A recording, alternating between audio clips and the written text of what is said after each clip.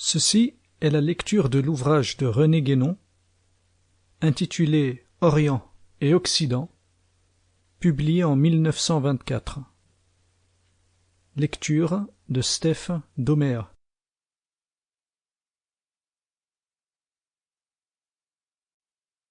René Guénon, Orient et Occident. Avant-propos. Rudyard Kipling a écrit un jour ces mots: East is east, and west is west, and never the twain shall meet. Ouvrons les guillemets. L'Orient est l'Orient, et l'Occident est l'Occident, et les deux ne se rencontreront jamais. Fermons les guillemets.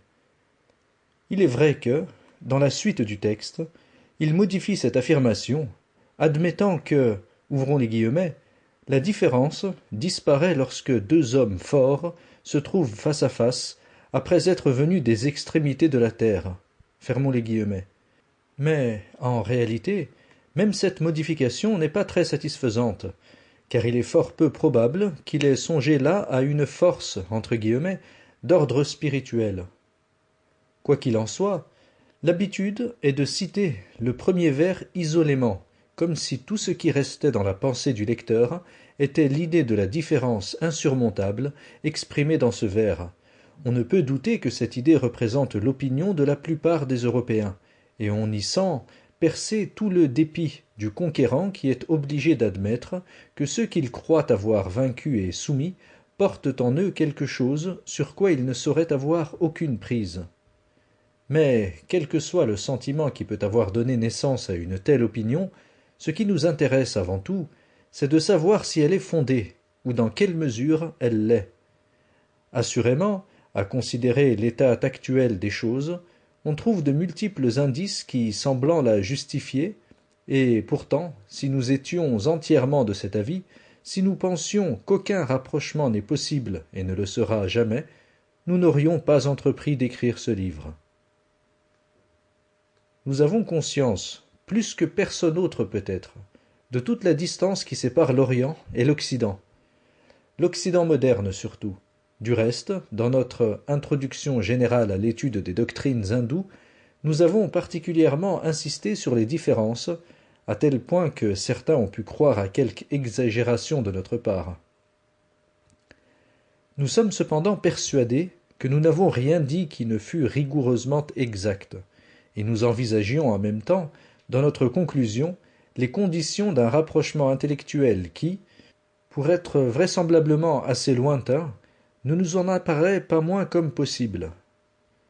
Si donc nous nous élevions contre les fausses assimilations qu'ont tentées certains occidentaux, c'est qu'elles ne sont pas un des moindres obstacles qui s'opposent à ce rapprochement. Quand on part d'une conception erronée, les résultats vont souvent à l'encontre du but qu'on s'est proposé. En refusant de voir les choses telles qu'elles sont et de reconnaître certaines différences présentement irréductibles, on se condamne à ne rien comprendre de la mentalité orientale, et ainsi on ne fait qu'aggraver et perpétuer les malentendus, alors qu'il faudrait s'attacher avant tout à les dissiper. Tant que les Occidentaux s'imagineront qu'il n'existe qu'un seul type d'humanité, qu'il n'y a qu'une civilisation, entre guillemets, à divers degrés de développement, nulle entente ne sera possible.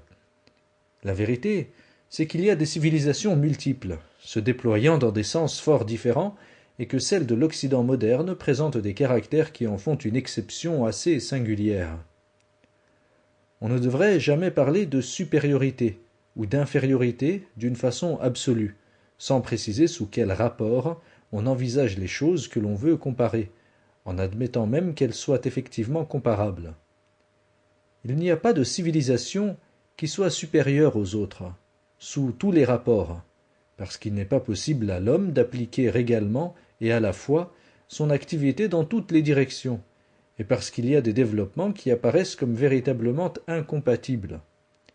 Seulement, il est permis de penser qu'il y a une certaine hiérarchie à observer, et que les choses de l'ordre intellectuel, par exemple, valent plus que celles de l'ordre matériel.